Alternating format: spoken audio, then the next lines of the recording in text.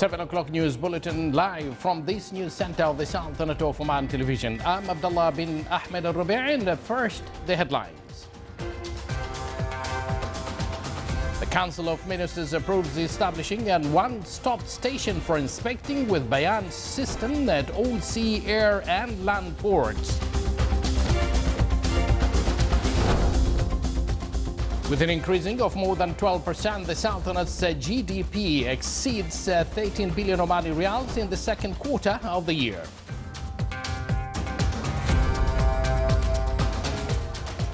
And 1,860 projects are financed by Al Rafd Fund at a value of more than 73 million Omani Riyals.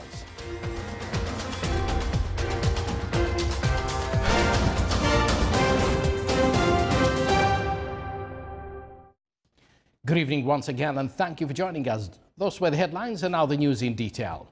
His Majesty Sultan Qaboos has sent a cabal of greetings to His Excellency President Recep Tayyip Erdogan of Turkey on the 94th anniversary of the Turkish Republic Declaration.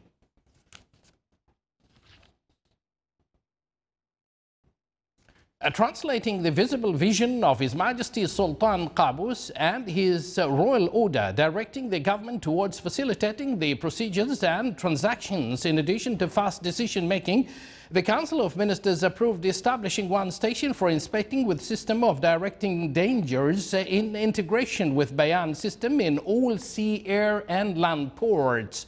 The station will contribute in increasing commercial movement in the Sultanate and enhance its logistic position, in addition to decrease expenses and activating exports and import movements. The Council of Ministers also approved performance indicators for inspection and customs clearance to be within 24 hours in 2017 and 10 hours in 2018 at seaports, 8 hours in 2017 and 4 hours in airports 2018.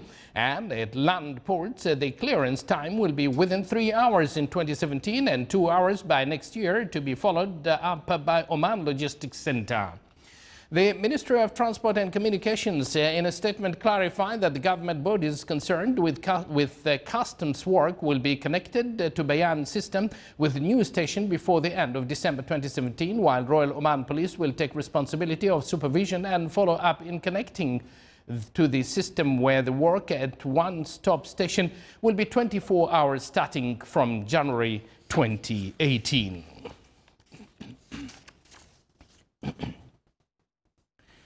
The Minister of Commerce and Industry stressed that the cooperation agreement which signed with Royal Oman Police, in which customs-related services and disclosure of goods will be contributed in facilitating customs procedures and commerce movement in the Sultanate. It will also contribute in enhancing joint cooperations with the governmental bodies related to commercial processes.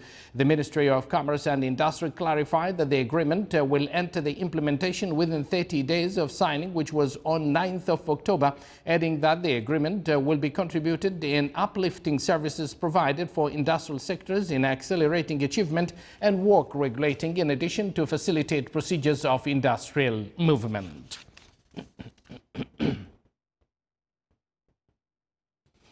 50% is the achievement percentage in the project of improving Khasab-Taybat coastal road in the Governorate of Musandam. 50% of achievement is accomplished in the project of improving Khasab-Taybat coastal road in the Governorate of Musandam. This was revealed during the inspection visit by His Excellency Dr. Ahmed bin Mohammed Al-Futaisi, Minister of Transport and Communications for the project. His Excellency Engineer Salim bin Mohammed Al-Nuaimi and the Secretary of Transport and Communications for Transport clarified that the total cost of the project reached 40 million Omani Riyals, and pointed out that the completion of the project will be in August 2018, where the works and additional requirements will be done by April 2019. The length of Khasab-Taybat road is 38 kilometers from the Wilaya of Khasab in the Taybat area in the Wilaya of Bukha.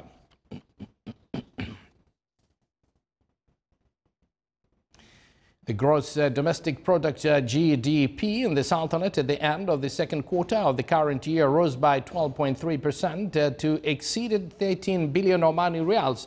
Data from National Statistics and Information Center showed that the oil activities led to the increases to witness a growth at around 35% to reach 4.2 billion riyals. Production of natural gas also increased at a rate of 5% to exceed 645 million Omani riyals. The total of non-oil activities recorded an increase of 3.8% to exceed 9.1 billion Omani riyals.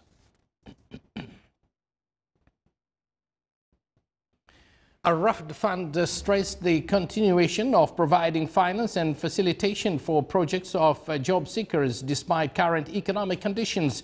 During the meeting of the board of directors of the fund, the activity of the fund until the end of last month was revealed that it financed 1,860 loans with more than 73 million Omani riyals and provided more than 3,200 job opportunities for Omanis and helped paying loans of around 80%. The meeting reviewed how to facilitate job seekers and those who really want to establish their own projects with revised conditions in relation to financial programs. The meeting was chaired by His Excellency Dr. Ali bin Masoud Al-Sinedi, Minister of Commerce and Industry, Chairman of the Board of Directors of the Fund.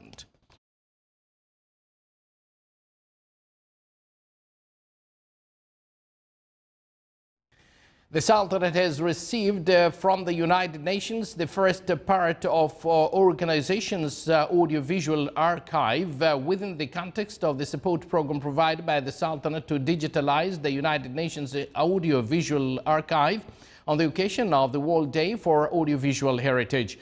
The archive was handed over to His Excellency Ambassador Sheikh Khalifa bin Ali Al Harthi, Sultanate's representative to the United Nations, when he received Alison Smail, United Nations Under-Secretary General for Global Communications, who extended the United Nations thanks and appreciation for Oman's contribution in this regard.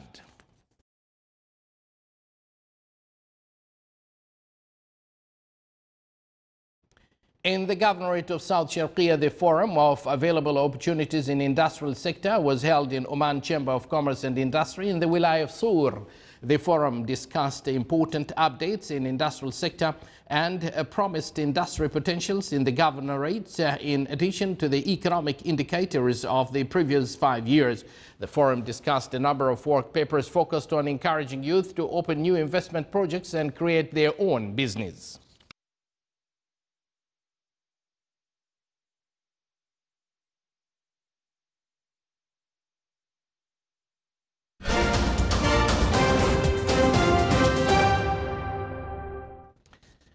Spain moved today to seize direct control of Catalonia, sacking its police chief a day after the Catalan regional parliament's independence declaration sent shockwaves through Europe.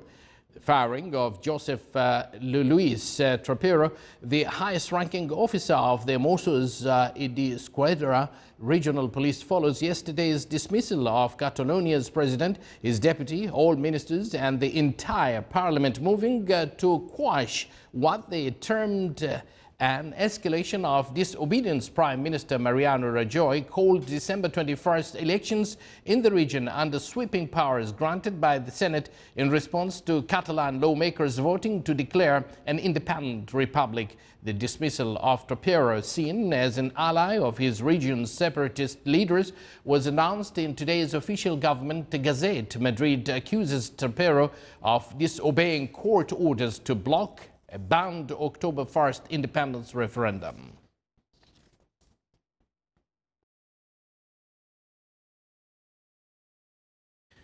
Iraqi and Kurdish commanders held talks today on a withdrawal of Kurdish fighters from disputed areas after a truce was declared in clashes over a key border post. The Premier's office said the main task of this joint technical committee is to allow the deployment without violence of federal forces along the border. Last night, Abadi ordered the 24-hour ceasefire as his troops and the Peshmerga faced off and the second day of an Iraqi drive to capture the vital oil exports point of Fishkhabur on the Turkish frontier. The two sides, both armed and trained by the U.S., had exchanged heavy artillery fire in the latest flare-up of a crisis sparked by a Kurdish independence vote on September 25th. The aim of today's talks was to negotiate the return to a 2003 blue line restricting autonomous Iraqi Kurdistan to the three northern provinces of Erbil, Dohuk, and Sulaymaniyah.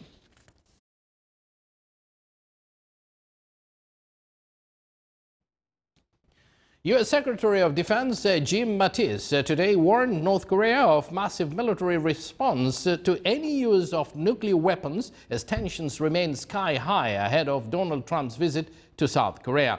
Pyongyang in recent months has sparked a global alarm by conducting a sixth nuclear test and launching missiles capable of reaching the U.S. mainland, while Trump and the North's ruler Kim Jong-un have traded threats of war and personal insults. Mattis, on a trip to Seoul for annual defense talks, maintained that diplomacy remained a preferred course of action, but stressed that their diplomats are most effective when backed by credible military force. You're watching the Sultanate of Oman television, and still to come in our news bulletin. A horse from Royal Cavalry clinches the second position at a race in Toulouse, France.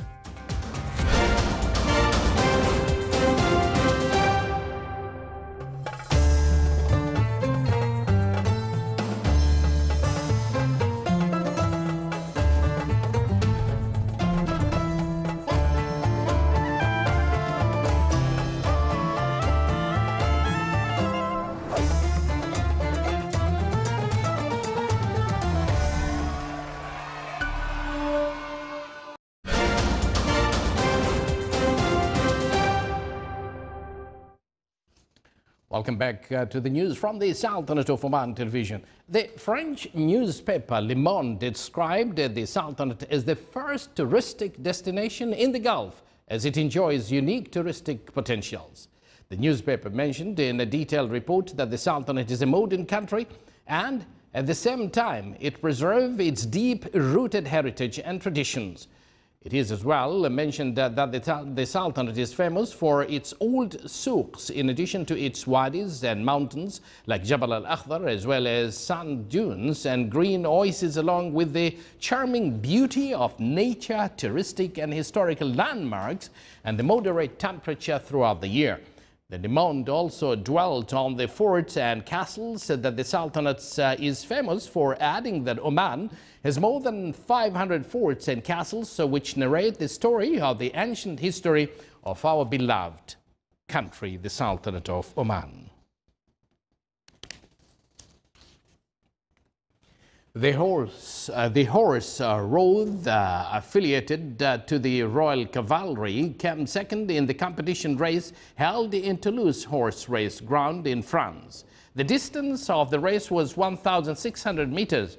It is worth mentioning that the horse Road has achieved advanced positions in a number of international horse races held in Europe, mainly winning in the German horse race, which was held at Mount de Marsan horse race ground in France.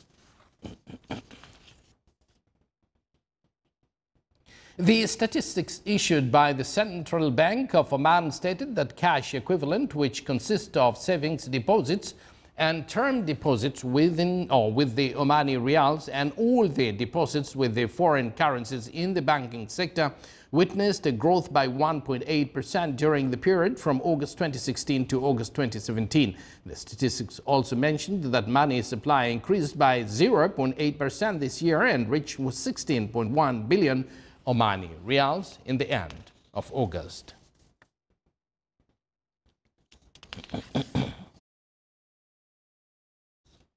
Now, amid huge participation of designers and experts in fashion from various world countries under the theme Women of Oman, an activity displaying latest fashion that reflects Omani women's interest in fashion shows here in the Sultanate.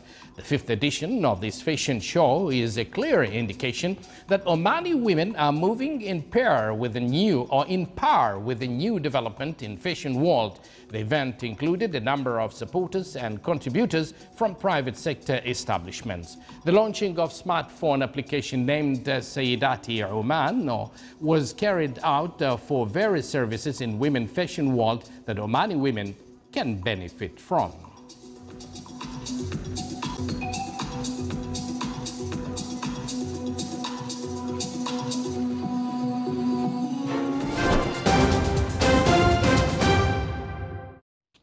Now it's the time for displaying that temperature around the Sultanate. Clear skies will prevail over the Sultanate with chances of low clouds and fog late at night and early morning over the governorate of Sharqiya and Al-Wusta and coastal areas of Sea of Oman. Winds will be southerly to southeasterly light to moderate. Seas will be slight with a maximum wave height of 1 meter. More details, of course, on your screen.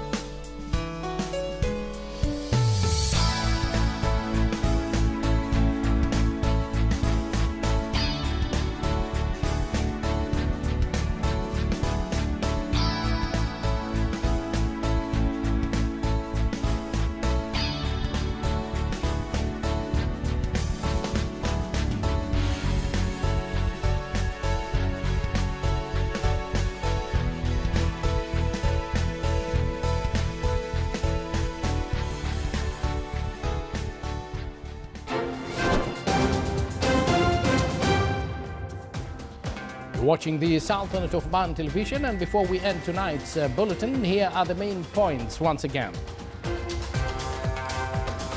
The Council of Ministers approves establishing a one-stop station for inspecting with Bayan system at all sea, air and land ports. With an increasing of more than 12%, the Sultanate's GDP exceeds 13 billion Omani Riyals in the second quarter of the year.